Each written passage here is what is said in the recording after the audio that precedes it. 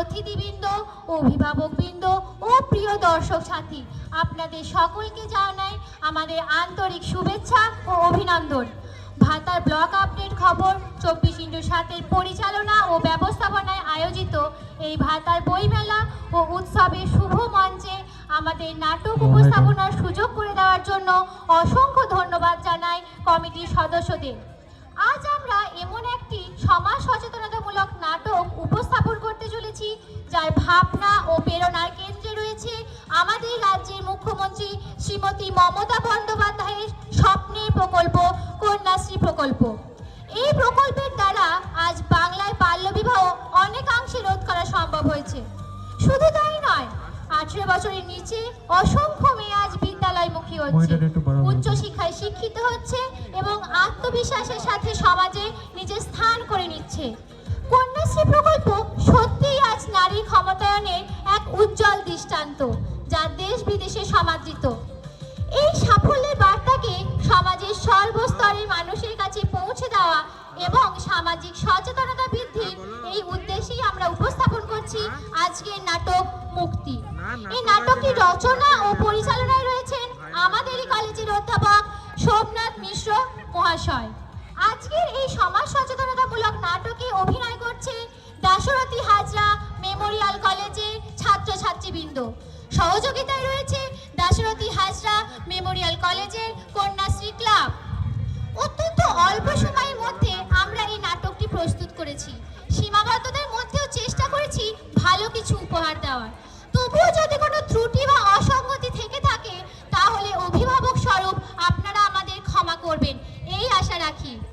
এই মঞ্চে আজ যে নাটকটি অনুষ্ঠিত হতে চলেছে তা কেবল সমাজকে ভাবতে শেখানোর জন্য নয়, বরং পরিবর্তনের পথে এগিয়ে যাওয়ার এক ক্ষুদ্র প্রয়াস। এই শুভ মুহূর্তে আপনাদের সকলের আশীর্বাদ ও সহযোগিতা কামনা করে আমরা শুরু করছি আজকের নাটক মুক্তি। ধন্যবাদ। হ্যাঁ ম্যাডাম, ওর বাড়ির লোক জোর করে আজই বিয়ে দিয়ে দিচ্ছে। কি বলছিস? কেন? হ্যাঁ ম্যাডাম, ওর তো এখনো 18 বছর বয়সই হয়নি। তাছাড়া ওর মতো একজন ব্রিলিয়ান্ট স্টুডেন্ট, ওর একটা উজ্জ্বল ভবিষ্যৎ আছে। রেশনে আপনাকে খবরটা দিতে বললো ম্যাডাম। না না, এই আটকাতেই হবে। এভাবে একটা মেয়ের উজ্জ্বল ভবিষ্যৎ নষ্ট হতে দেওয়া যায় না। তাছাড়া ওকে মাঝপথে থামিয়ে দেওয়া যায় না। তোরা এক কাজ কর, কুন্তল, শরীফা, মহুয়া, ওদের খবর দে। আমি থানায় ফোন করছি। এ বিয়ে আটকাতেই হবে। পারমিতা, তুমি তাড়াতাড়ি যাও, আমি স্কুলের কাজটা দেখে নিচ্ছি। কোনো অসুবিধা হলে তুমি আমায় ফোন করবে কিন্তু।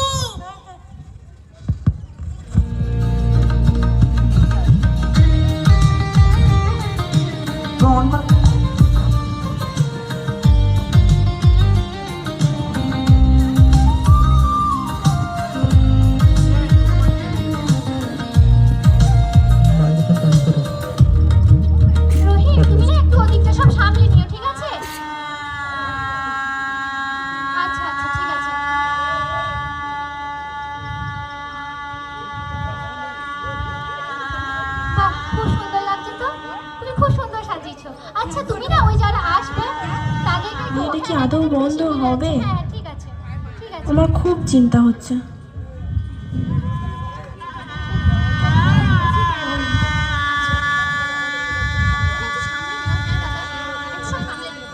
এ বিয়ে বন্ধ করো। তুমি চিন্তা করো না, আমরা এসে গেছি।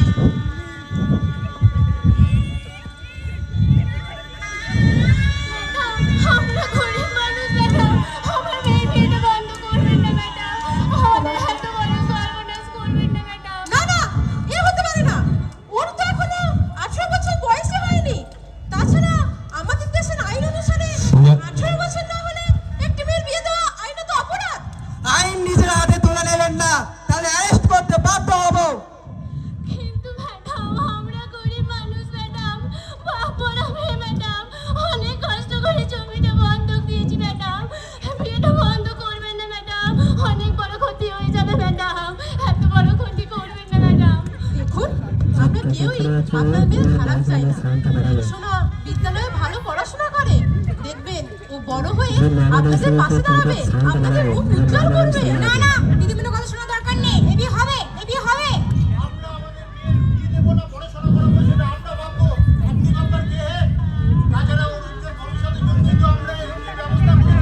আপনি যেটাকে উজ্জ্বল ভবিষ্যৎ ভাবছেন সেটা উজ্জ্বল ভবিষ্যৎ নয়, সেটা অন্ধকারের শুরু। অনেক দান দেনা করে এই বিয়ের ব্যবস্থা করেছি। এখন এই অবস্থায় এসে যদি বিয়ে না হয়, তাহলে এরপর আমরা আমাদের বিয়ে দেবো কি করে? তাছাড়া সমাজে মুখ দেখাবো কি করে?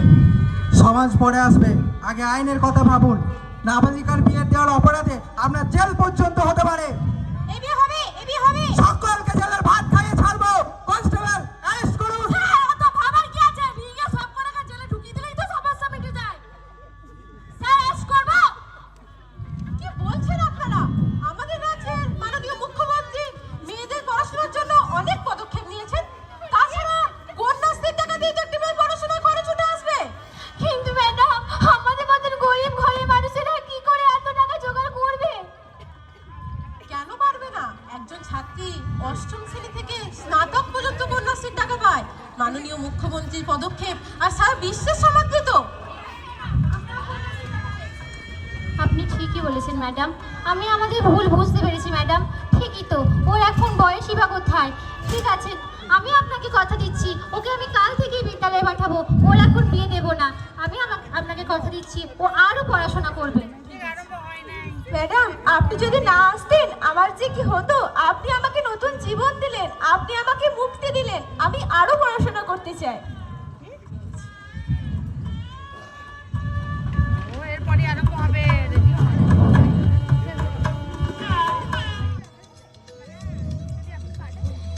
আজ 1 বছর অতিক্রান্ত। 1 বছর পর আজকে আমরা আবার সমবেত হয়েছি কন্যাশ্রী দিবসের এক অনুষ্ঠানে।